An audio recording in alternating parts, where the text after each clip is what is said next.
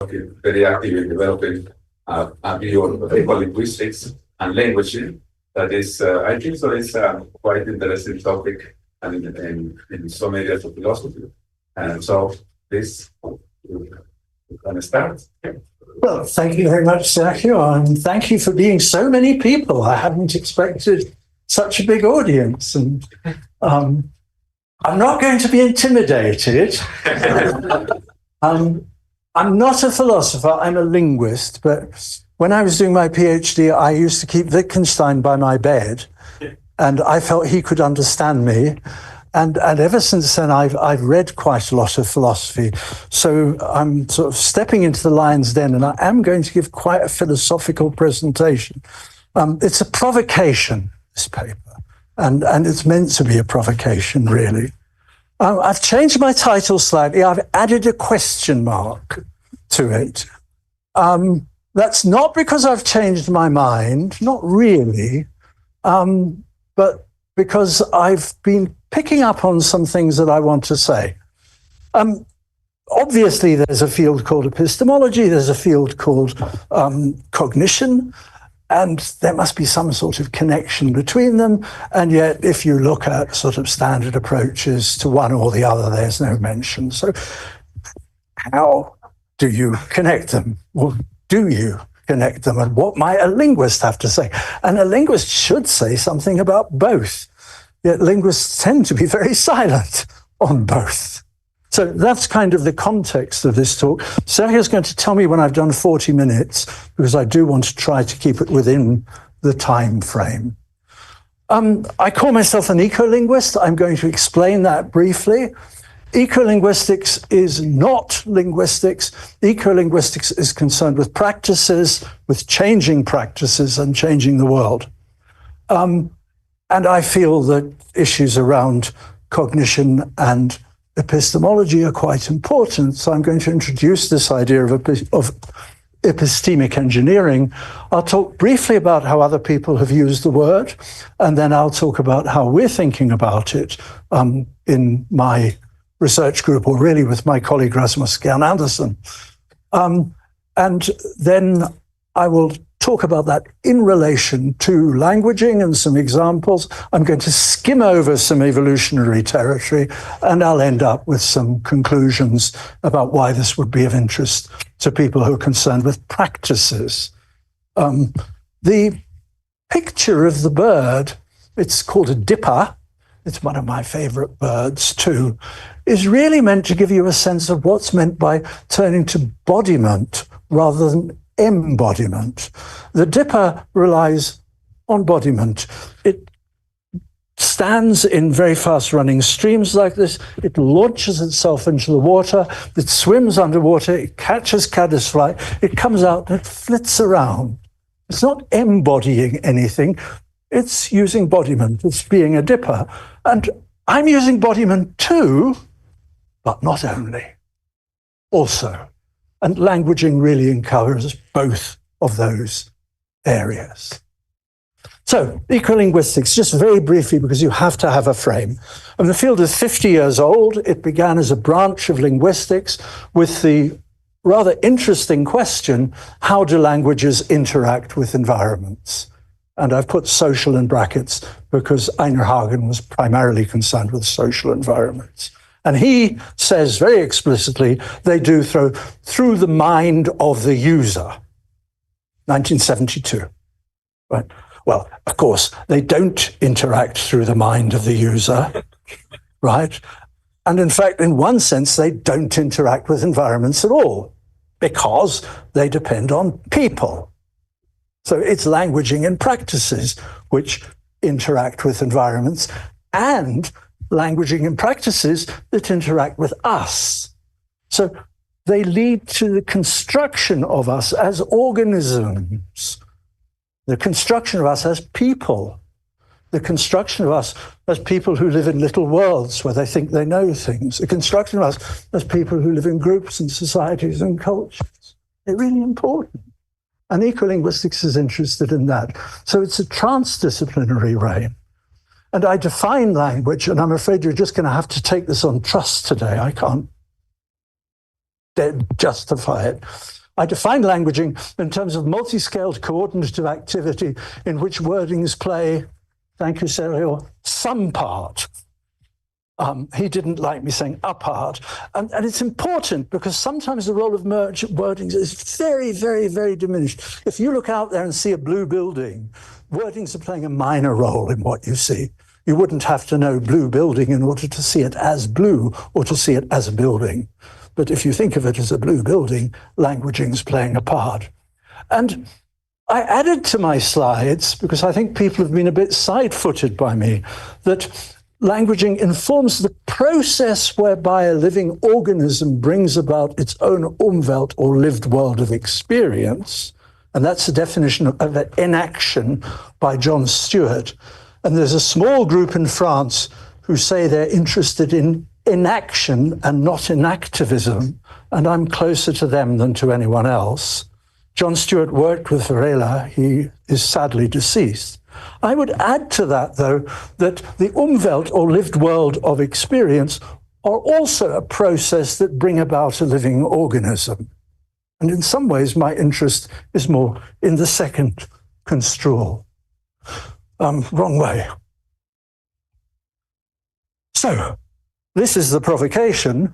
You all know that many philosophers rejected mentalism and the idea of the ghost in the machine. I reject lingualism and the idea of a ghost in the world. So, there is no language. We can believe in language. We can do things with what we believe in. Many people are fervent religious believers. Most of you as philosophers, we're fervent linguistic believers. And of course, we can use concepts like language and mind in all sorts of productive ways. So I'm building straightforwardly on Gilbert Ryle in making that claim. And that's really what this talk is all about. So instead of asking about how could language evolve, why is it so different from everything else, one starts with the notion of life, mind, language, and continuity, and how biosystems design themselves in ecosystems, and how eventually ecosystems and biosystems together give rise to cultural systems and give rise to enlanguaged worlds. And of course, evolution depends on genes, but it doesn't only depend on genes. And I think most of you are familiar with those kinds of arguments. It depends on what appears, or strictly what appears to us. So we can find different evolutionary pathways using our capacities to explore the nature of nature. So embodiment, briefly. Now, this is a term of art. I haven't put it into print yet. I've been using it, and ultimately I think it draws on semiotic tradition, but a view which I have put in print of semiotics without semiosis. Appearances come to matter for animals somewhere down the line, and the tick, Van Uxkull's famous tick, is a good example of embodiment. I like to use this example because I assume that most people know it. The tick famously copulates, don't we all, sometimes? Goes up a tree, goes to the end of a branch, waits at the end of a branch. When something at 37 degrees goes below the branch, it drops on that something and bites and sucks. And then, if it's a lucky tick, it gets off and it copulates. The process continues. So it's a round world. Now, von Uxkull thinks of that as an Umwelt, and he has an internalist view. I'm taking a non-internalist view and thinking about that as embodiment. And that means embodiment is part of acting in the world and being in the world in which you act. And in a case like the tick, very little learning goes on. But embodiment is more than behavior. Embodiment involves, even in a tick, a brain. It involves lots of organic memories which depend on its history as an organism. And it's less than action. Ticks do not perform actions. They're just caught up in this cycle. Of course, if you go to complex animals like us, or like the squirrels I've been watching out there, or the butterflies, embodiment is extended by learning to some extent. And learning transforms that embodiment to some extent, as do culture and development and all sorts of other things that we could talk about. And they bring a second order of coherence to our lives through our brains. But our bodies are first and our brains are second. And we tend to think of that the wrong way round. And the neocortex, of course, is a relatively recent development, an extension to our embodiment. And it's very plastic, as is languaging, actually. So there are lots of parallels between brains and neocortexes. And primate brains, even bonobo brains, in the right conditions, will embrace languaging. And what does that mean? Well, just look at me. I'm using my face, I'm using my hands, I'm using my voice. That's all part of embodiment. And with them, I am remaking all kinds of patternings. Now, because you're philosophers, you're focused on the verbal patternings. But if you were gesture analysts, you would also find gestural patternings. And if you were particularly interested in facial expression, you would find facial expression patternings. And those are fitted into practices in various ways.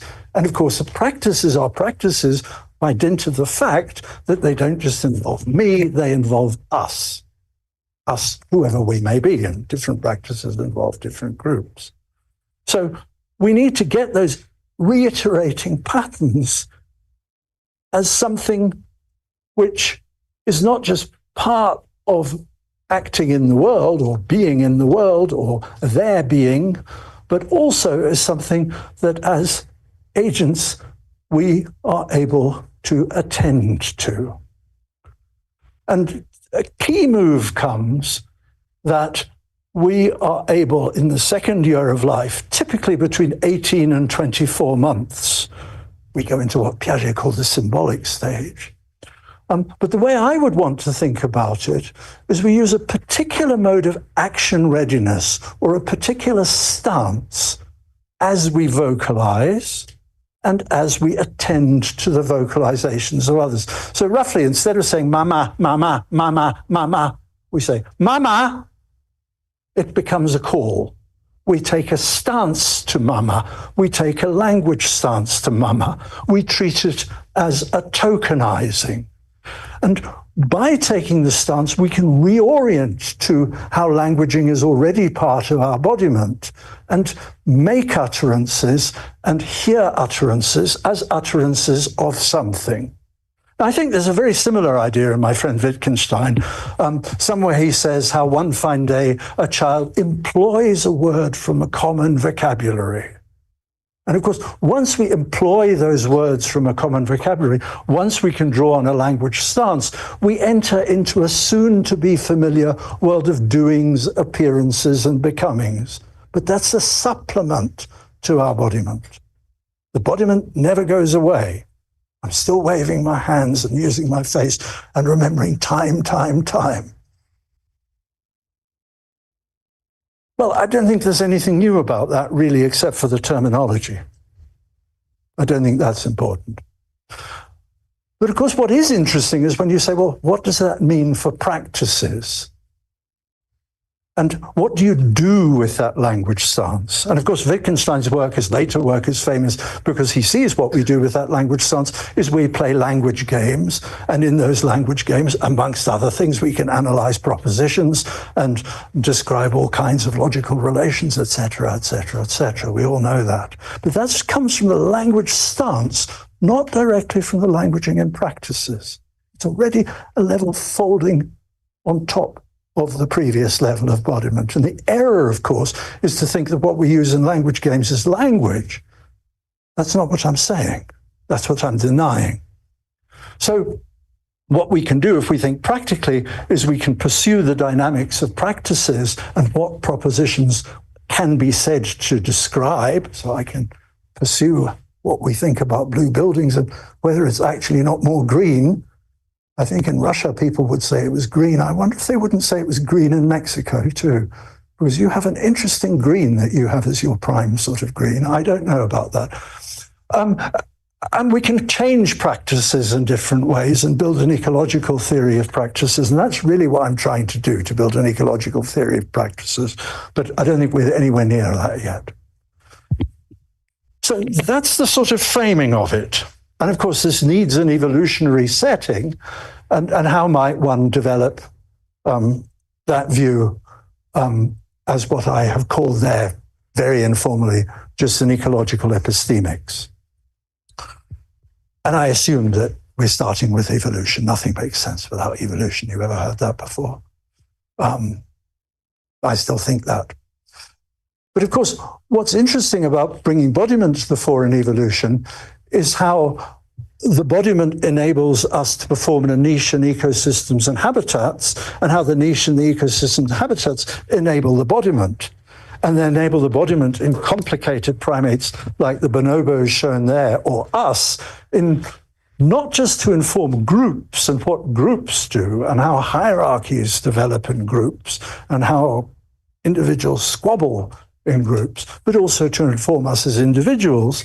And as ethologists, we have no doubt that they appear to know things. They act as if they know things. And of course, we can argue about whether they really know things or not, but that's not the point of this very brief talk. And I think in this audience, probably most of you would concur that this knowing has to depend on development, the social appearings, and so on. I'm much more influenced by semiotics than you are, Sergio, I think. And I think this is one of the points where perhaps we have some interesting things to discuss.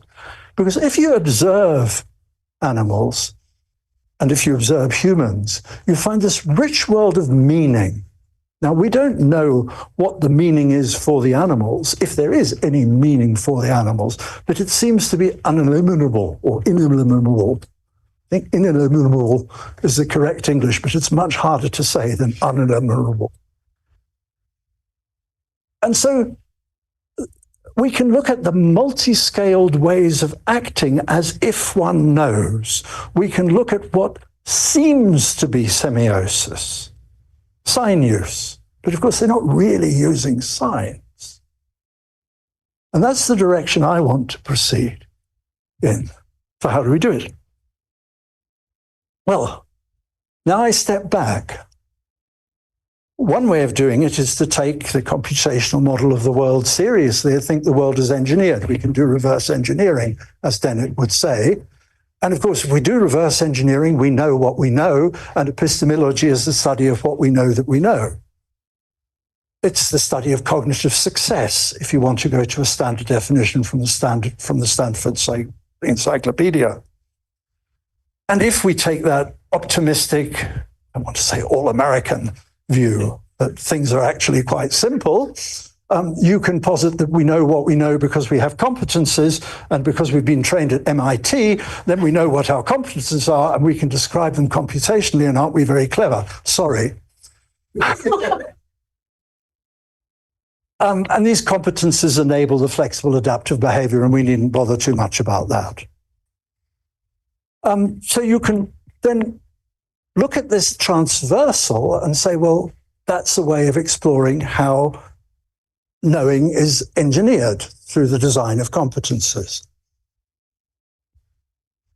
And it's really a classic view. I mean, interestingly, it's Chomsky's view, it's Dennett's view. I think it's even Skinner's view if you stretch it a little bit. Dennett would talk about Mother Nature, that Mother Nature gives us the ability to know that we know.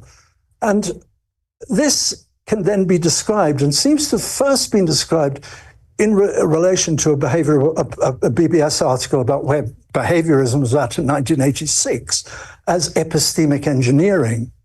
And in that context, epistemic engineering was discovering the truth of behavior by using behaviorism. It was behaviorist philosophy. It was then picked up famously by Sterelny, who in 2004 used it in the heading of one of his articles, but then seems to treat ecological engineering as a synonym and treats them as the same. But by 2012, they seem to have come apart. And he points out that some populations act by organizing our physical environment in ways that enhance our information processing capacities. So the competences are information processing capacities. They give us what we know that we know, and what we know that we know depends in part on the physical environment. And that's ecological engineering Sorry, that's epistemic engineering, according to Sterling. And in something which Saul put me onto recently, a book by Stock et al., take this sort of to the next level and see it as a way of formalizing context by arguing that we do joint epistemic engineering in order to understand each other in everyday conversation and when meaning needs to be constructed from scratch. So alongside linguistic competence, we have a sort of contextual competence, and that contextual competence is allegedly epistemic. You know what I mean? Epistemologically engineered. So the metaphor is that we are like engineers.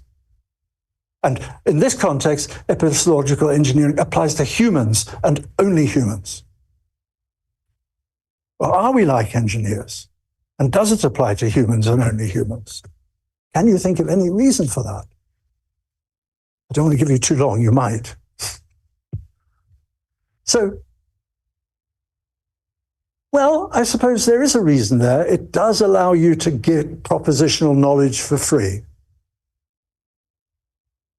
I mean, if we really are like engineers and we really do develop competences, and those competences include linguistic competence, then our universal grammar gives us an individual grammar, and with that individual grammar we can learn to use logic. So we do get language for free on this view.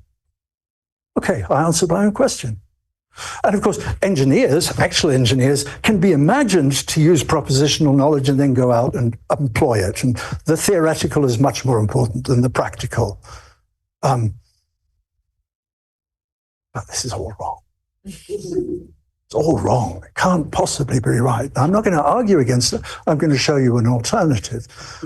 I mean, the obvious problem with that is that language ends up as this strange evolutionary oddity, this thing that can't be explained by natural selection. Even Chomsky saw it couldn't be explained by natural selection.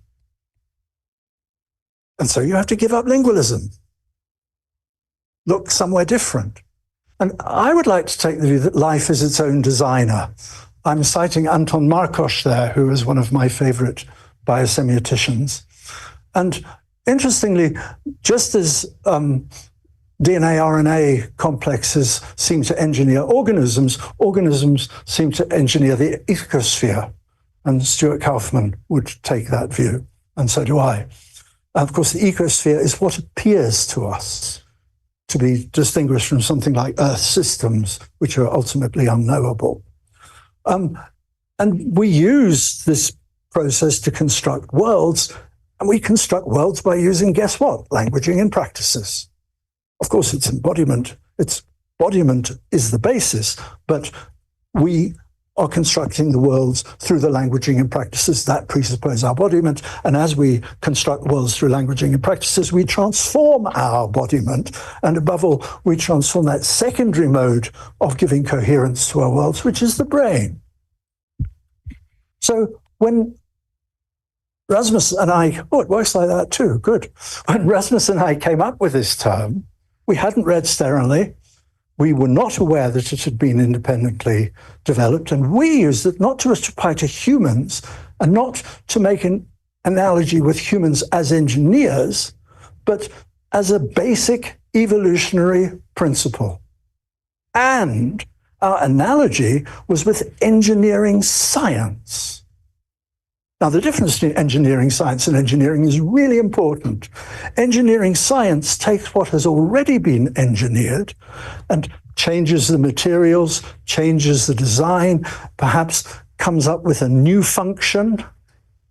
I don't want to use the word re-engineers. It reuses the principles which enable engineering. And that's what I see us as doing with languaging and practicing. We're using the same principles, the same simplex tricks, which nature has used over and over and over and over and over again, but we're using them in cultural ways, and we're using them to construct epistemic change. So that's my claim, that we construct epistemic change by drawing on both embodiment and how embodiment is extended by the same kinds of tricks as you find in nature generally. And this gives us what Ronald Gere calls the asymmetry of knowing.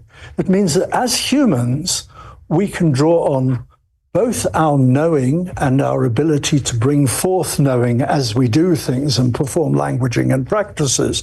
And at the same time, we can draw on resources which carry some kind of cognitive load. His example is with the Hubble telescope. The Hubble telescope can construct images of space which are rich epistemically, so they are cognitive outputs, but we use our knowing to make something of those images of space, and we use our languaging and practices to make something of them. And we construct epistemic change, and we develop ideas about the universe. I should try to use this one and be consistent. So when Rasmus and I first thought about this, in a paper we published last year, we took two examples of how we construct knowing, and they were very deliberately chosen. I apologize for those who've already heard the first one. I mentioned it in one of my other talks. But a group of Chinese computer scientists designed a rather nice little experiment whereby they attached a transmitter to a cockroach, and it fed through to the cockroach's antenna. And they attached an EEG device to a human, and they attached the human to a screen which showed the cockroach. And they told the human, if you will it, you can move it. If you will it to go right, it will go right. And if you will it to go left, it will go left. And remarkably, although there were differences between humans and differences between cockroaches, people could do it. They could get the cockroach to move. They were able to construct a new way of knowing, and importantly, they did it without knowing what they were doing. They set neural parameters which were new. Now that shows the flexibility of the secondary device of the brain very nicely. So does reading. I mean, reading obviously, and we know this well, rewires the brain. It changes the brain. So it's body first, brain second.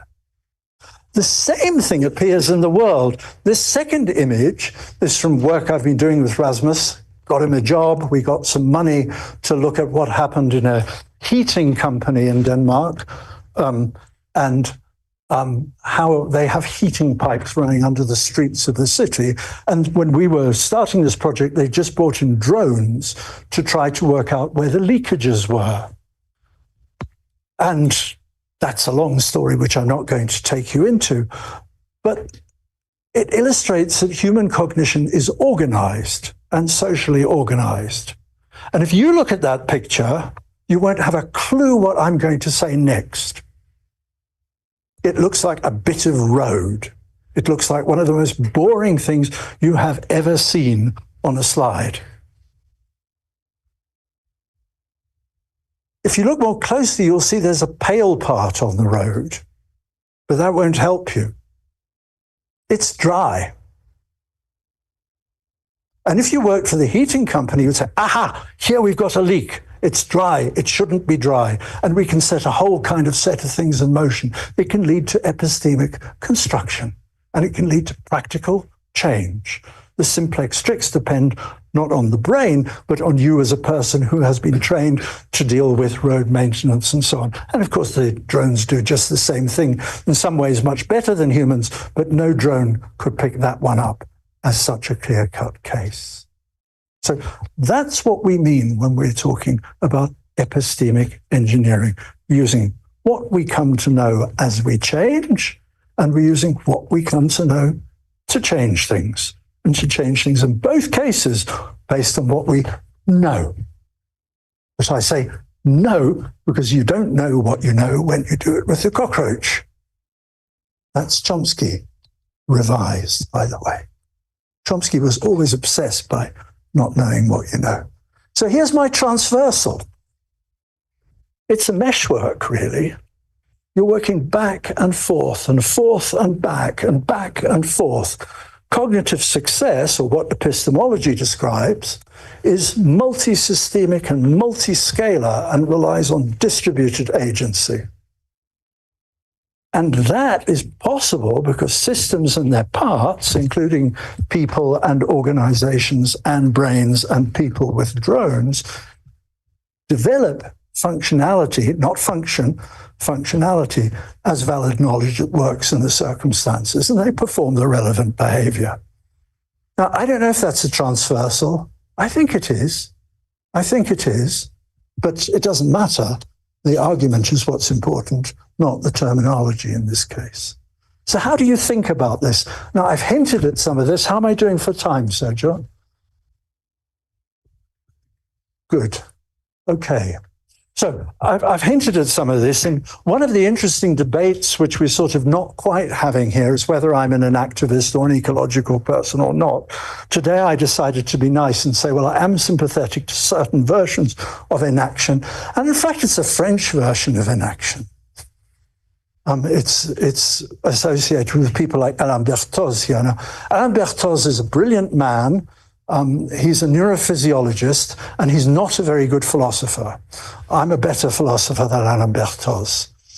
And he gets muddled up with representations and so on. So I don't want to go there. Right?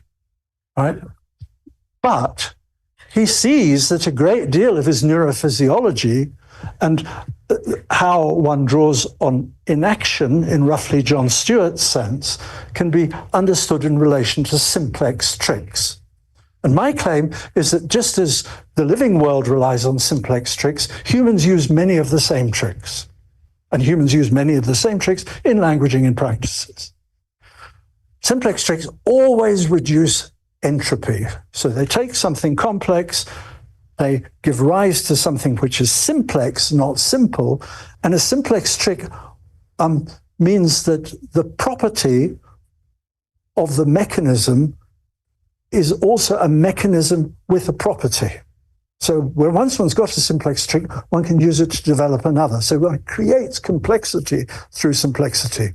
It's not a reductionist move at all. And amongst the famous simplex tricks are Berthoz's examples there are vicariance. We substitute one thing for another. I was going to read reuse first, but I decided not to. That was an example of vicariance. Perception. Perception is really important because perception is in the rhythm. It's in the modulation. It's not what you do, it's how you do it. And one of the things about languaging and practices is that it involves both action and perception at the same time. One of the things about music is it involves both action and perception at the same time. And there's a huge story there. Inhibition, perhaps nature's favorite trick. What he calls a roundabout principle. Don't go straight to the point. Find a landmark, find another landmark, wander a bit, get lost, find another landmark. Nature works like that. It's not goal-directed at all. And I've added reuse. I think reuse is an absolutely fundamental trip in languaging. You just do it over and over and over and over and over again. Slight changes. Since I was a kid, I've been fascinated by kaleidoscopes. I think, what's in here? I've always thought that.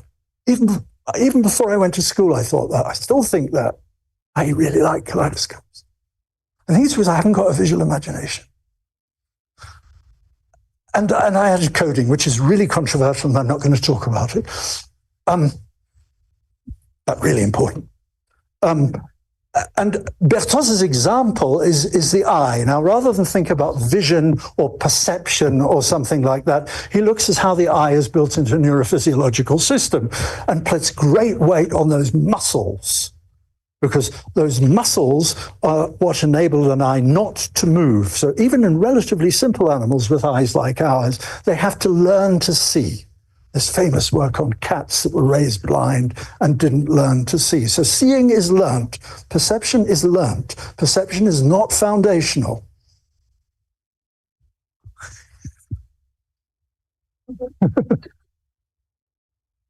Yes? Yes. And we don't just see, we can control those muscles and hold them to look out for danger. Or if we're a predator, to watch. Or if we're human, culturally. All of this depends on the eye and its brain as much as it does in the culture and the world that you're in. And that depends on simplex tricks. So one's not working in the empiricist tradition here at all. And of course, we can go on and we can take this up, and that's what I do in the next 2 or 3 slides, which are almost embarrassing, actually. But what I want to say with these images is that in primates, at least, and way beyond primates, but just to keep it simple, in primates at least, percepting is part of how one acts. How one does things as important as what you do. And you control what you do by what you feel about how you do things as you do things. So you have to have percepting and acting at once. And I've given you an example of lemurs playing. And of course, this gives you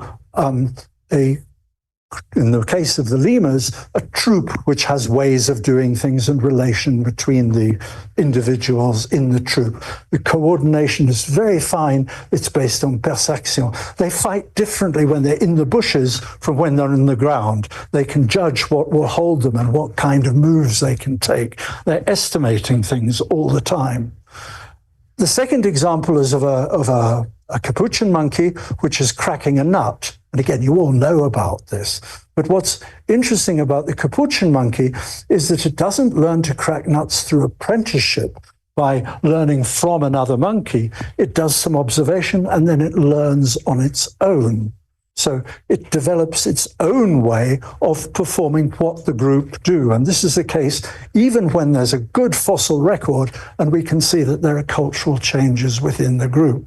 So without languaging in practices, without languaging, we see individuals developing their own use of the already known. Now that's important because I'm not going to say how languaging gets off the ground or how practices get off the ground, but it's important that languaging and practices are everything in place long before hominids come along. Now the next slide is really embarrassing. I just couldn't think of how to do this. So I went and wasted some time on the internet. Yeah? But the argument is straightforward. We reuse what is known using simplex tricks and construct practices. How we did that, I don't know, but it doesn't seem to me that there's any massive discontinuity which one requires to fill this out. And of course, that's what we want to avoid. So we construct simplex ways of doing things. We don't just rely on them, as did the macaques, or as did the capuchins or the lemurs. We construct them. And by saying we, plural humans, construct them, I am talking about where Sergio and I are completely on the same page. Sergio's focus tends to be on how groups construct simplex ways. My interest is on how individuals construct simplex ways. And there's a very interesting knitting together of thoughts here. But both are the case, I'm arguing. And of course, once again, we reduce entropy. We stabilize groups by agreeing on simplex ways of doing things or just doing things in the same ways as other people. And of course, this enables actions and indeed procedures and companies to structure things, and it enables those structures to help people develop as participants in the organization. It gives rise to languaging in practices, and how languaging in practices includes both nonce events, ways that I decide on the fly to present this slide now, and how my sense of what happens relates to the alphanumeric patterns on our screen, which are aggregated patterns, so I can pick out some of those patterns and make them central points to anchor your focus of attention on. And here I'm talking about tokenizings. So nonce events just happen, iterative activity. If you transcribe it, you can pick out the wordings. But the key thing is that we also use tokenizings. Tokenizings are really, really important. And this gives us a hybrid kind of agency, which I'm not going to discuss because I want to get through the next part of the paper. And it's fairly obvious. If we're using embodiment, wordings, and tokenizings, and the wordings and tokenizings come from the world we're in, and the embodiment constitutes the Umwelt, we have to have a kind of hybridity. Or as one of the people suggested the other day, a kind of symbiotic agency. And I'm still not quite sure which I prefer. I went for hybrid again today. I was in China a couple of months ago, and this is not a photograph. I don't take photographs. I just borrow them from Google. But this represents what for me was the pivotal moment of being in China, where I really understood everything about China. We were wandering around in Nanjing, and there was this guy who was a bit older than me doing exactly what you see in the photograph. And I was with a Chinese friend, and I said, what's he doing? And she said, he's doing water calligraphy. I said, yeah, but what's that? Why do water? I mean, you write with a brush, and in the sun in Nanjing, it disappears more or less one character after another, actually, when I was there. And so we talked about water calligraphy, and we started talking to the chap in question, and he explained that he was writing this 4,000-year-old poem, and it was a really important poem. And I sort of thought, wow, China's amazing, very weird. And we discussed it at some length. And then we sort of said, well, it was very nice to meet you. Goodbye. I said, don't go. Don't go. I'm just coming to the best part. And he finished the poem. And I got it. I got it then. It's not the poem that counts. It's the completion of the poem. It's the reuse of these same symbols which have been around for all this time. It's what the Chinese call ziran, which is sometimes translated as oneness. Now that is hybrid agency at its best. And notice he's using what we use in propositions. He's using characters. So he's taking a language stance. He's not just doing languaging practices. So let's think a bit more closely about that.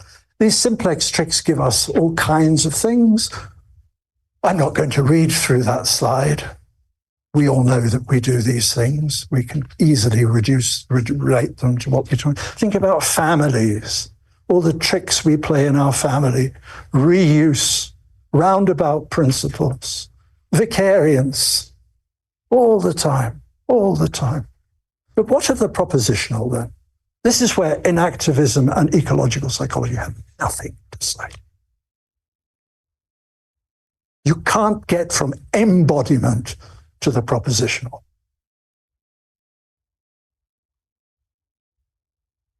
Well, let me tell you another story. This is a story which I borrowed from Dorte Dunker. And it's a story about a rock in Denmark at Runemo, known as the Runemo Rock. And in 1200, the king said that the runes, which you can see on the rock, or perhaps to be more precise, some of the marks which include weathering and traces which appear to be runes, told the story of his father's heroic death in battle, the story of Harold Wartooth. And this story captured the popular imagination, and for 700 years, it continued to be repeated, and people wondered what the runes were, and if they were really runes, and what language they were in, and if it was a poem which they knew or a poem that they didn't know. So Danes, being Danes, decided to solve the problem in a systematic and scientific way. And in about 1880, I don't remember the exact date, they sent a team of people to copy onto a copper plate the marks which they thought were runic. And that's a picture of the copper plate. And I've also given you a picture of one of the putative runes. Very scientific, very sensible, very Danish, very systematic. And they employed the local expert in old Scandinavian languages by the name of Magnusson to work out what language it was, and if possible, understand the meaning of the marks and decipher the runes. So they looked for someone who believed deeply in lingualism and who spoke, or at least read, Old Norse and other languages. And Magnusson wrote a whole book about this. And he writes a book about his frustrations, how he struggled. He just couldn't see it. And then says how one day he had an epiphany. And when he had the epiphany, he saw that the marks could be read from right to left, not as in modern Danish or English, from left to right. And he inscribed the second line as a transcription of what had been copied onto the stone. And I have added below fiandum in modern runic script, reversed from left to right. So the of fiandum looks like half of an Egyptian hieroglyph in both cases. And fiandum is the Old Norse word for enemy. And he put this together and confirmed that, yes, this was in a particular meter, it was an Old Norse, and it was probably about a death in battle. But if you look very closely, there are all sorts of interesting things to be seen here. If you take the F in the second row, that's the thing that actually looks like a modern F. It's next to E, and in the original line on the top, the F and the E are superposed. So he decided to separate them. Fi, and then there's A, and then there's D, which looks like a dog, at least to me, the dog, easy to remember. But if you look at the modern script, it's like a butterfly. And he decided that for some reason, they had written it in a sort of abbreviated or variable form. All very typically linguistic, all very interesting. And he manages to analyze the marks. Problem. It was just weather-worn. They weren't runes at all. He projected onto the marks based on his expertise and what he already knew. And the consensus is absolutely universal. So what had he done? And what can we learn from this? Well, he hadn't been analyzing, he'd been projecting. He'd taken a particular stance as an expert in Old Norse. He'd looked at what was in front of him as if they were symbols. It just happened that in this case they weren't. But I'm doing exactly that now. I'm looking at that as if they were symbols. And we could have a long argument about whether they are or whether they're not. I would say they weren't, but you would probably say they were. But it wouldn't really make any difference to what I'm saying. So symbols are understood as if they are well-codified objects of a specific language. As if. And as long as we believe that, we can treat them that way. As long as we adopt a lingualist attitude, we can treat them as symbols. We can play that language game. And as Pina et al. Also say, absolutely correctly, this can only happen in a multiple system composed of at least a cognitive subject, a social community of users of certain symbolic systems, and the conventions and norms associated with the use of these symbolic systems. So we're projecting what we already know on what we can see, and we can check what we can see against what other people know and believe. He projects form and reason. And I want to suggest that our symbolic language games are exactly like that. We use multi-scale coordinated activity and our organismic parts as trained and educated people to interpret patterns, which I would say are just alphanumeric or diagrammatic or machine generated or whatever. We bring forth, in Stuart's terms, a lived world of experience. But it's not based on symbols and it's not based on language. It's with taking a particular stance to pattern marks and using a bunch of simplex tricks. Does that mean 5 or 10? 10 minutes. 5. I can do it. So that's my suggestion. And it's very provocative, and I'm sure it's wrong, at least in detail. But it does seem to me quite interesting to me. And the emblematic version is that there's this meshwork of connections between epistemology and cognition. It's not to be traced to a source, so it can't be explained by computation, can't be explained by affordances, can't be explained by semiosis, can't be explained by an activism, is not to be explained by any kind of simple model at all. And it arises as we connect knowing, embodiment, and extensions with languaging practices and being a living agent who's part of other systems and has agential parts, including the secondary one, which I'm told I have in my head. And so we turn away from lingualism and we focus on languaging as activity, as multi-scale coordinated activity, and draw on our hybrid agency. So I'm deflating symbols. They're projections. Nothing wrong with projections. Nothing wrong with God. And this has all kinds of practical consequences for all kinds of people, including, I think, some philosophers, I hope, and I'm sure you can put me right. But my very last slide is also important. Why should I care about this? Why on earth should I have ended up here? Well, I was saying to Saul earlier on, my moment on the road to Damascus happened in 2018 when I read someone by the name of Li Wei who wrote, because language takes place in practices, we can use language to develop practical theories, and we can use language to develop a theory of practices that can help us change practices. I thought, wow, after all these years of scratching in my belly and just having arguments, I can actually do something with what I know. And when you start thinking about what you can do with what you know about languaging and practices, things look very, very different, and you find yourself going in a different direction. My real interest, in some ways, is not with what I've just said to you, but what we can do with it, and how we can use our understanding of epistemic engineering to actually make our own lives and the little bioecologies within which we live and the ecosphere a better place, and how we can construct groups who do that by developing what becomes an ecosocial epistemology and has a view of public good, which is not based on capitalism and wealth and well-being, but talks for something rather more interesting and rewarding than that. But of course, we need a theory of practices. And next time I come to Mexico, I hope to tell you about that. I was a good boy. I got my references, so they're on the slides.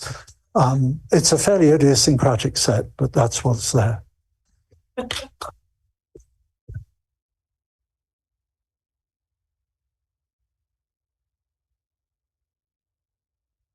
All right. Thank you very much. I actually had so many questions. I'll try to summarize it into sort of two major themes.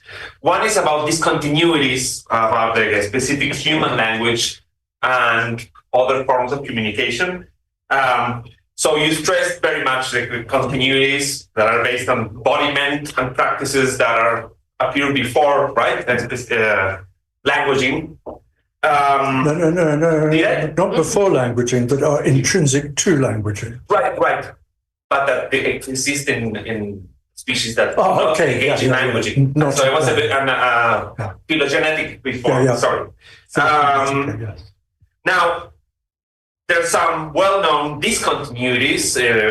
Our language involves syntax and compositional semantics, and there seems to be evidence about that being somehow encoded in even some parts of our brain, or language, so-called language faculty.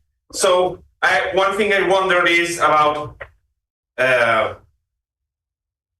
whether, or what would you say about those discontinuities, and in particular about the body first, brain after? Because I fully agree that the brain alone is not useful for anything, but it's part of the body and seems to be a part that is related to our capacity to acquire a language, its syntax, etc.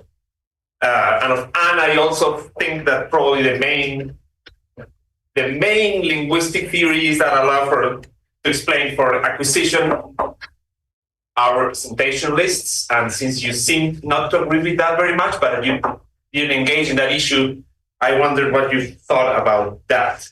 And the other question is about the fictionalism about symbols. Probably is not a good way to put it, right? But you said that we were trying to deflate symbols to some sort of projections. And for this one, I wanted to go the other way around. Not to the discontinuities, but to potential continuities. So think of like alarm calls, like lemurs alarm calls, or bird monkeys alarm calls. So let's take the leopard or the eagle alarm call. So it's a particular sound, it's identifiable. If you reproduce it on a tape with speaker, you know how they will behave in response, the troop, right? Now that call, it's a real pattern, right? And it's an iterating pattern. An iterating pattern, right. So now, if you just explain in what sense that would be a projection or a fiction to the bird monkeys themselves, or to the lemurs. Well, yeah, those two. I'll keep it there. Thank you very much. They're big and difficult questions, both of them. I think I'd rather start at the end, if I may. I wouldn't say it was a fiction to the vervets themselves. I would say that they function as wordings function, as wordings function. So they function as part of the embodiment in whatever the equivalent of a practice is for a vervet monkey. I wouldn't want to call it a practice. I'd want to call it a recurrent mode of life or something like that. I don't know what. So they are just part of behavior for vervet monkeys, no more and no less. And I doubt that the trajectory of evolution, which gives rise to vervet alarm calls, is related to the trajectory that gives rise to human languaging. Most obviously, I mean, developmentally, vervets learn to make the alarm calls and they get them wrong. So there is a developmental aspect to it. But there's a clear end point, and there's no end point. And as far as I know, at least in the early work, which is what I'm referring to, vervet alarm calls were fairly general. They weren't related to particular groups of vervets. I'm sure there's some variation. So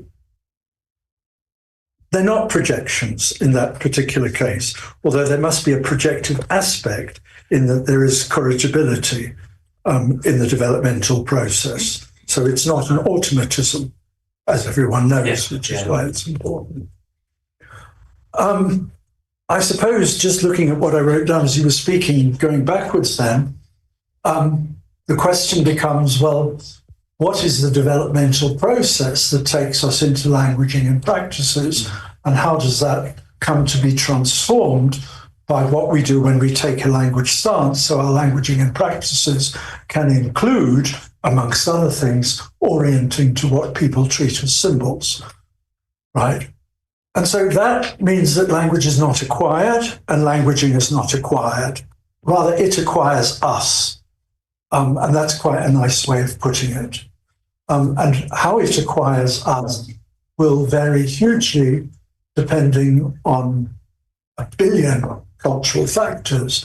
But perhaps the most important are the language games into which we are socialized and with which we come to feel comfortable and are able to extend. And it's because of people focusing on those language games. And I mean, I learned the alphabet too. I was taught to I think I was actually taught to compose sentences when I was 5 or 6 years old. That these metaphors of encoding and composition are so popular. But they're only metaphors. There's absolutely no reason that I can see to suppose that there is anything which is somehow literally being encoded. Raphael said to Wittgenstein, the language faculty, you know, why think of it as an encoding? I mean, why think of it as having a meaning? There's no need to do that. And if you then start looking at iterating patterns, and you look at iterating patterns in development, I could talk about this all day, and I don't want to say too much, but what you constantly find is that mother and infant together construct some kind of iterating pattern, but that is constrained by the mother's understanding of what it means. So she will guide the child by trying to get the child to do or not to do whatever the child's contribution to the iterating pattern was. And the content emerges in between the mother and the child. It doesn't pertain either to the language on which she's drawing or to something that she's representing in her mind. It pertains to what people like us do and expect and want. And I would argue that that argument goes all the way up. You know, I didn't say mañana to your question. I could have. But I play the language game, and the language game is to focus on certain tokenizings as if they were symbols, and to try to construct an argument around those tokenizings as if they were symbols. And I'm greatly helped by this part of the extended system, how this informs my agency and how I can use this in trying to engage with you as a part of the system. Discontinuity. I mean, I want to say what discontinuity, really? If anywhere, I think it's in the musicality. I mean, I had a student in South Africa who was a professional flautist, and she worked with mother-baby interaction, and she chose not to use a standard coding system, but to sing it. And so she sang this interaction. She got terribly excited about it and kept getting me to go in and hear things I couldn't hear. And then we had to do something so she could get a thesis. So we said, what shall we look at? And we took a very tiny window. I don't remember exactly what it was, but there had to be something like, it may have been 80 milliseconds of overlap. And we looked at that acoustically, and we found perfect matching over and over and over again, but only in that tiny window. And it was certainly it was certainly well under 200 milliseconds. So this is entrainment again, but it's a very special kind of entrainment. This is entrainment which is being interpreted. And if there's a discontinuity, I think I would be inclined to put it there. And this, of course, then gets misdescribed as intersubjectivity, but it's not intersubjectivity. It's about how persons attune to each other, and the adult person helps the infant organism gradually structure itself as it becomes more of a person, and that involves practices and language. Can I make a pinky? A little extra? Short? Very short. Very short. No, just now the last point. So, and that could be encoded, even if encoding is just a metaphor, still in the brain. I mean, certain structures in the brain will be part and parcel of the whole reproduction of the practice, right? Oh, look, did I say one of the most important simplex tricks is coding? But it's not coding words or tokens or meanings or anything like that. It's developing modes of reuse that function. And it's multiscalar in the sense that it enables us to bring together perception, which is how it is that we do bodiment on the fly, and in those 80 milliseconds perhaps, and the action which is ongoing, especially from the point of view of the mother, in the case of a mother-infant interaction. So again, at the brain level, if there's coding, it's much more likely to be rhythmical coding than coding for X or Y or Z. Thank you. Axel? Thank you. This may be just another provocation, but it's still. Well, that's nice. Well, I don't see whether it is possible for engineering to be anything else but epistemic engineering. For engineering to be anything else but epistemic engineering. It seems like all engineering is epistemic in your sense, because all the ways in which our habits change the environment is because they're trying to help us achieve some form of epistemic goal, right? In the end, because how else are we going to interact with the world if it's not through our epistemic attitudes toward the world itself?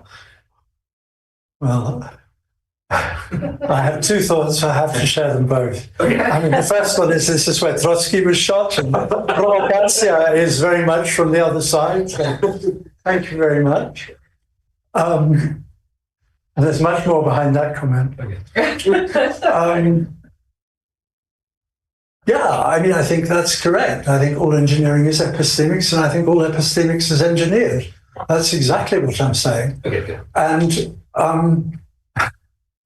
I think engineering is the queen of the sciences. But it's not engineering of the kind that human engineers engineer. Not only that. Not only. Yeah, it includes that. But this is where we get this interesting distinction between, just in relation to humans, between engineering and engineering science. Yeah. And I mean, there's a sort of pre-engineering, which is what makes engineering possible. I suppose that is exactly the logic of the talk. Right. So I guess we're in the same party. Okay, so now Ambrosio and then Ana Rosa. Thank you very much for your talk. My question is a very short and simplex question, methodological questions. You mentioned at the beginning of your talk that your approach is transdisciplinary. You don't say interdisciplinary, but transdisciplinary. And I wonder if you could possibly say something about what you understand by transdisciplinary approach. Well, I don't have strong feelings on that subject. I sometimes like to call it an anti-disciplinary approach. Okay. Because that's the kind of person I am, actually. Okay.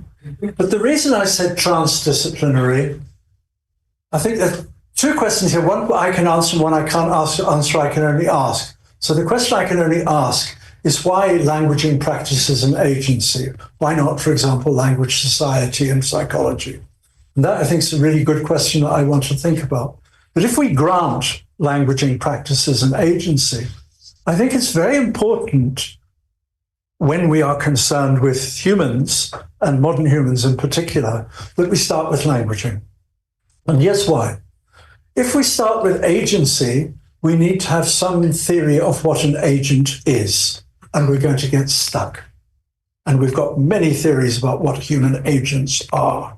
And typically, they define them as cognitive and then try to define what cognitive is. And one has these long debates about cognition. Similarly, if you start with practices, you tend to end up asking what practices are, and you end up asking about society, and you involve a macro-micro model of some kind, which I want to break from and have very decisively broken with this talk.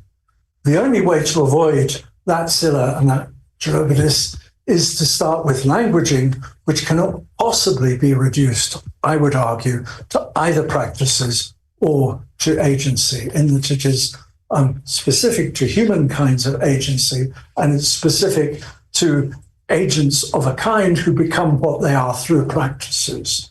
And so in that sense, it's transdisciplinary, but there's a little bit of chauvinism in this.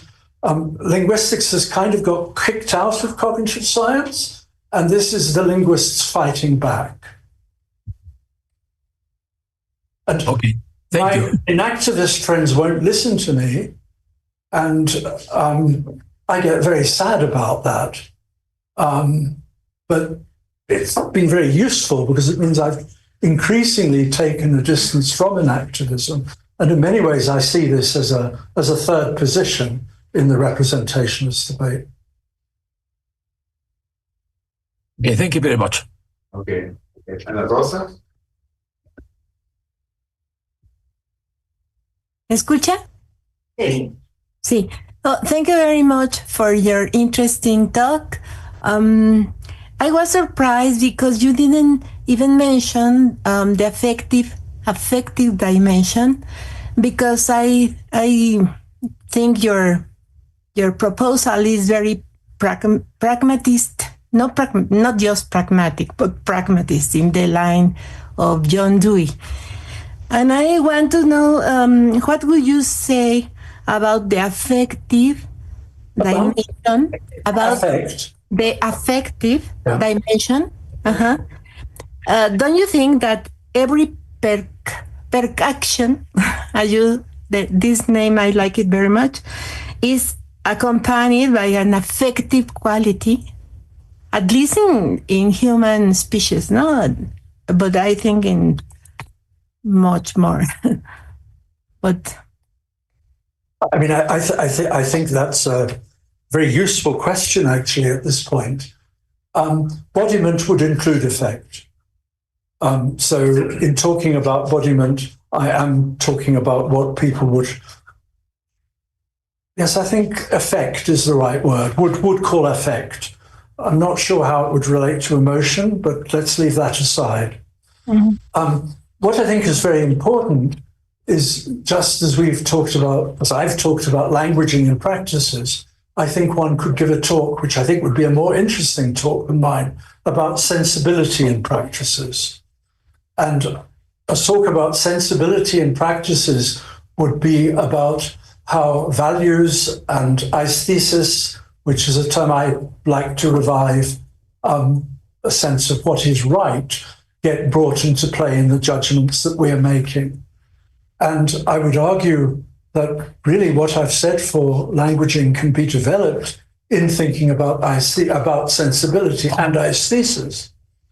And I think what's especially interesting there is that whereas languaging has a supra high-level cultural organization, which tends to be associated in Europe with nation states, and in South America with the hegemonic Latin American groups, sensibility in some ways is much more interesting, because sensibility can be very local.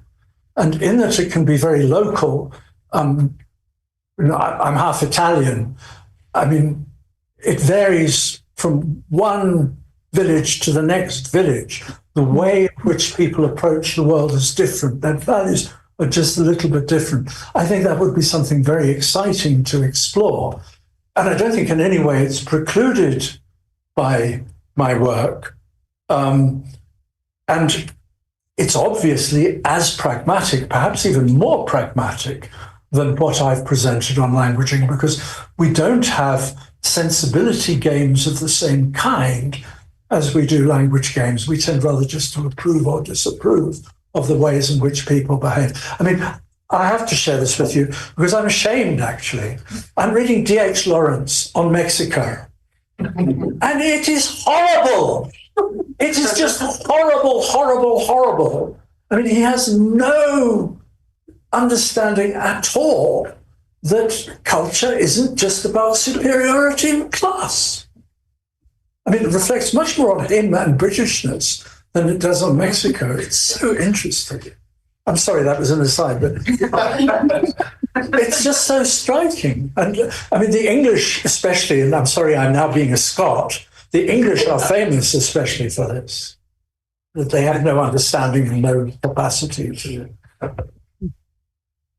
engage. So, yeah, I think it's a great question. And I think that I should also mention that I do collaborate a little bit with a woman called Roberta Dreon, and I think she would probably be very much in line with what I'm saying, and I think I'm saying it very much because I'm in line with her work.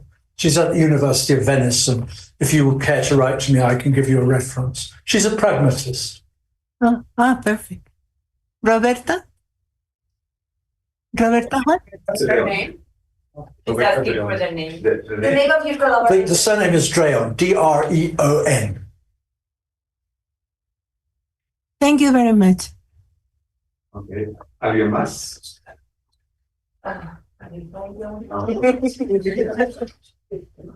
Okay, since your first talk, I was wondering what kind of an activism you had in mind. I don't know if you're familiar with this work of Ezequiel Di Paolo, Lena Kupari, and Hannah D. Jagger, linguistic bodies. And I think they would basically agree with your proposal. They are not saying in your own terms, and I really like the idea of embodiment instead of embodiment, and many of the terms that you're using. But I will think that they basically will agree. I don't know what you think about their proposal in linguistic body first, and then I like the thing that you said about an action starting with perception. About? An action, an activism. I mean, starting with perception, because like an activism basic, like an active approach, which is the line that people like Ezequiel Di Paolo continue. Is like from Varela's work.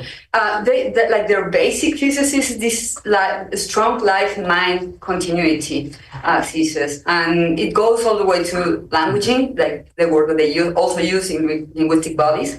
So and they start with the cell as like the basic organism that makes sense of the world, and by individuating itself, it brings forth a world of significance, of meaning. And so there's no perception properly there, like, right? So they are not starting with perception, they are starting with more basic life processes, like autonomous processes. So I would like to know your opinion on that. I mean, I wish they were here, actually. Yes. That would be really interesting. And I very much like the way you phrased your question.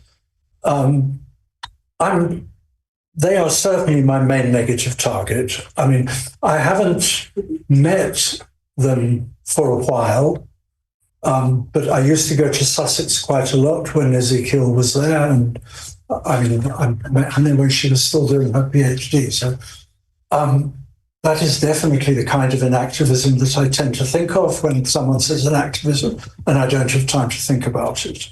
I mean, of course, I'm well aware of other work, and for various reasons, there is this group in Compiègne in France who I'm more sympathetic to than their work. So that's the first point. You're absolutely right that they don't put perception first, in that they start with the cell. But they don't tell us anything about the cell. They just borrow Maturana's doctrine, which I accept, that the cell can be described autopoietically. My problem is that they then generalize up from the cell to the organism and treat the organism as somehow like a cell and as a fundamentally autopoietic unit, and therefore adopt what I've challenged in writing, I've challenged the view of strong autonomy, which takes this notion of operational closure in a literal way and limits the world to perturbances. And allegedly one gets autonomy when one engages with the perturbances, and you get this notion of participatory sense-making. Now, that is completely incompatible with anything that we were talking about a moment ago in relation to rhythmicality, our already being engaged, our already being us, and so on. Also, I don't see any difference between a linguistic mind and a linguistic body. For me, it's only a difference of terminology. If language centers on the organism, you have not made any progress, even if you call it languaging. And when they talk about Maturana, they say, oh, he's too complicated to understand. They ignore this vast number of linguists, and we are many who have taken Maturana's work into linguistics. We have reworked it in different ways, and we have made a lot of Maturana's work. Now, there's no way I'm a Maturanian. I am a constructivist, though, but I'm not a radical constructivist. I'm a naturalist constructivist, right? And so while I use the same terminology, it comes from a different source. That said, I don't think the spirit is so different. I think the problem is really how you do investigation. And Ezekiel, in particular, wants to build a model bottom up. He has a very roboticist idea of how you do science. And I don't share that. And I don't share his physics envy. I mean, I see science as being about a very limited part of the world. And I think what gives me this relationship with cognitive science and my desire to engage with cognitive science, my whole career, is that I want to open cognitive science up. You know, I don't see how you can talk about cognition without giving credence to affect or to practices or to agonism. Agonism is really important to humans, and a sort of view which supposes that we're closed doesn't allow for agonism and the ritual and provocatia and enjoying tussling and playing, and all of that is lost in these kinds of approaches. I mean, in Africa, one of the strange things about how mothers, Britain, South Africa at least, but I'm told it's true amongst the Nguni people of the South generally, mothers and infants don't do the tenderness that we do. They tease their infants, they play with their infants, they can be quite harsh, they dance with their infants. They have a completely different mode of engaging that doesn't lend itself to the sort of Western models of how it is that one does sense-making together and be intersubjective and nice. And Hannah, bless her soul, is such a nice person that's really, she overplays that aspect of human nature. Now, I'm not some nasty neo-Darwinian, selfish gene person by any means. I can be quite nice too, but I can also be nasty. I think that's also part of the story. But obviously, we work in the same world. We have the same enemies, and don't get me wrong. I mean, and this Maturana Varela thing is very important because it's Varela's error who tries to generalize from the cell to the organism. And I mean, Maturana's errors try to reduce everything to mechanism so that they both make an error. But I am more Maturanian and much more constructivist. Then Sarah is. Hello. I hope you can hear me okay. Can you hear me? I was wondering, that's why I did that. That's very nice. Okay. Very perceptive. Thank you very much for your talk, Steve. And I'm sorry I can't be there in person as well. It's interesting particularly for me to hear you talk, because I actually did my undergraduate at Cambridge and I took some papers in linguistics, and listening to you talk has sort of brought back some of those memories of things that I hadn't thought about in a long time. And one of the case studies that I remember we covered in sociolinguistics, or it may have been cognitive linguistics, but it was a case study about, I think they were deaf Nicaraguan orphans who, without being taught language, were in a community of children and began to develop a kind of proto-sign language. So I wondered how, you just said that you don't consider yourself a neo-Darwinian and don't buy into the language genes or selfish gene theories. So, but I wondered how you can account for those sorts of cases. And then the second question that I had was about something you mentioned in the very last slide, which was the applications of your theory, and you mentioned something to do with not capitalism. I wondered if you could elaborate a bit more on what you see as the applications of your work. You really buttered me up very nicely. Yeah, I mean, the Nicaraguan story is well known and is, of course, always used to argue for some kind of universal grammar. And I don't know the case well enough to be able to give a particularly intelligent comment about it, I don't think. I just don't see why it's an argument for a universal grammar. It seems to me rather for an argument that people learn together and that they simplexify their behavior and that there's a mimetic aspect to human behavior and that we can be consistent and we reuse things over and over and that it's pragmatic. And I know that's not a very good answer, but that's certainly the way I would try to construct a response. Now, one of the things which is exciting consternation is the suggestion that perception isn't primary. Well, and that needs to be discussed in more detail. But if perception isn't primary, we do have all kinds of propensities. And it's very interesting, again, to go back to mother-infant interaction, which I've done quite a lot of work with. The sort of temperament that you favor and the temperament that you create will depend on the kind of sensibility of the culture and the values of the culture. So the ways in which you conform, I mean, perhaps the downside of isiZulu culture is it's a very conformist and very respectful culture where you do what's expected. I would expect behavior to become much more regular in a family like some of the mothers who I filmed than from a family like mine. I mean, I was encouraged to make things up and do weird things and so on. And I would expect all of that to play out in a context like the Nicaraguan context. Of course, you can argue for universal grammar. And as my supervisor at Cambridge used to say, there's no knockdown argument against Chomsky. Let's do something else. And that's what I did. I took him very seriously.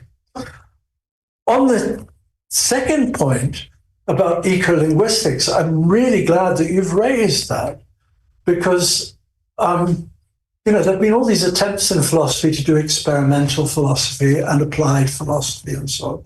But it kind of seems a bit the wrong way around, that you take the philosophy and say, how can we use it? Rather than do as in ecolinguistics. And I don't want to make too long an answer on this, but part of the history of the field is that in 1991, Michael Halliday, who's a very famous linguist, made a speech where he argued that linguists should work against, I think there were three. I think he said, perhaps this is wishful thinking. I'm not sure if he said ageism, but I'm imagining he said that at the moment. Maybe it's just because I'm old and I want people to be nice to me. But certainly classism and growthism. And I think that, and argued that we should rethink ideology, not in these words, but effectively to rethink ideology in relation to how growthism tends to dominate what we do, who we become, what we value, and so on, which is a very interesting way of rethinking our relation to capitalism based on something other than class struggle. And ecolinguistics has developed this through discourse analysis over 50 years. And I am and I'm not a political animal. I've never, since I was a schoolboy, I've never been involved in politics at all. But I have political opinions and I'm interested in politics. And so I'm not an apolitical animal. But what I find so interesting is that as soon as one takes the view that I'm taking, the local becomes important. What becomes important is what we are, what we can do.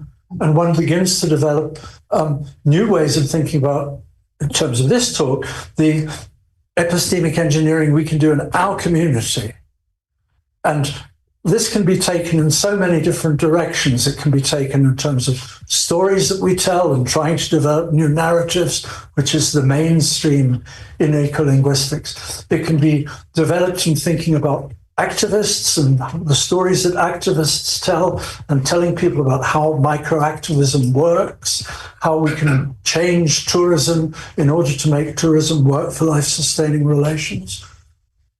It can be taken at least in principle, in looking at how languaging itself can be changed and how we can change our languaging. And by changing our languaging, we change ourselves, which is my agenda. And perhaps most importantly, and I'm going to talk about this tomorrow, you can take it to very practical projects. I'm involved in a group in Kosovo and the Balkans, where we're trying to have a community initiative using on the different languages of the place to regenerate the river.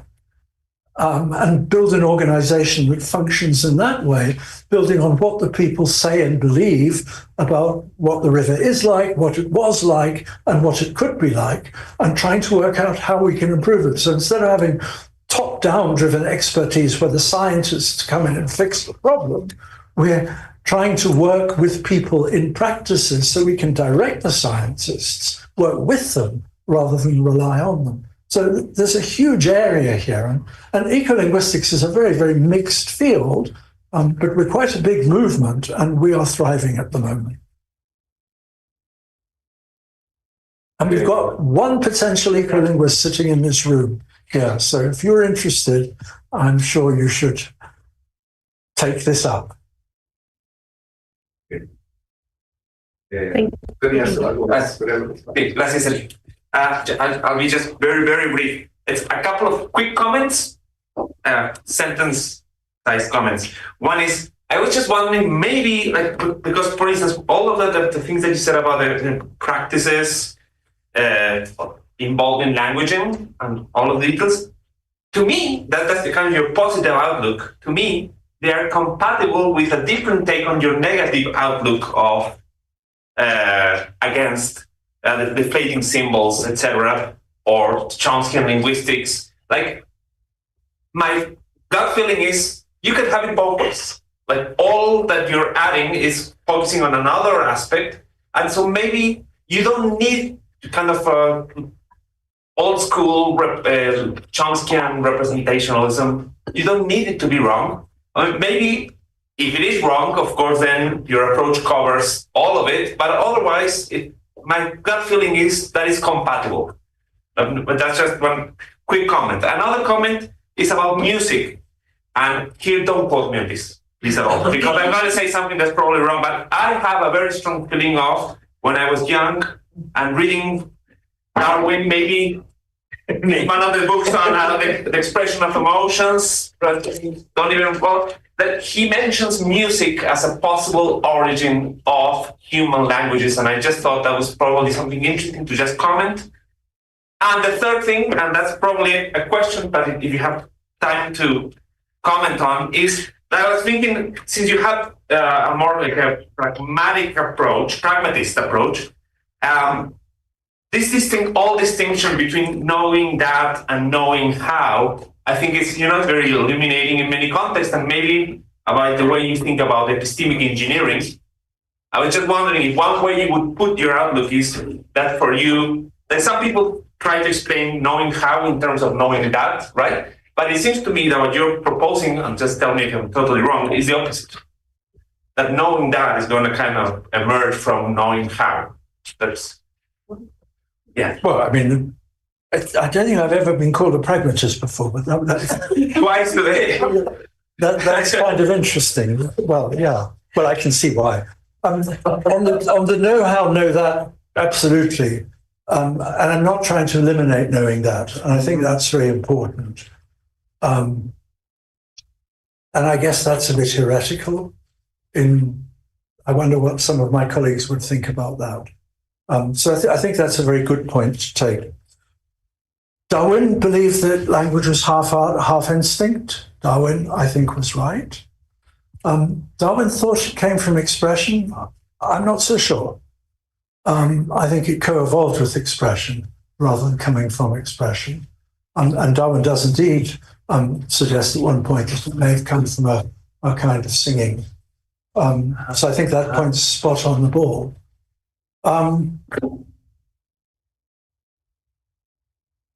Compatible with Chomsky, that's so interesting, because there are obvious ways in which it's not compatible with Chomsky. But there are lots of parallels, you're absolutely right. What are some of the parallels? Well, first of all, I mean, I'm not saying that what isn't propositional isn't interesting, but I am allowing that there is a propositional space and that there are language games. And Chomsky would say, well, they're not language games, they're dependent on universal grammar, but I don't know what Chomsky would say about Wittgenstein. And Chomsky, of course, also always used to say he followed Peirce, which is a really weird thing to say, but maybe that's one of the things he's kind of getting at. I'm a naturalist. Chomsky's a naturalist.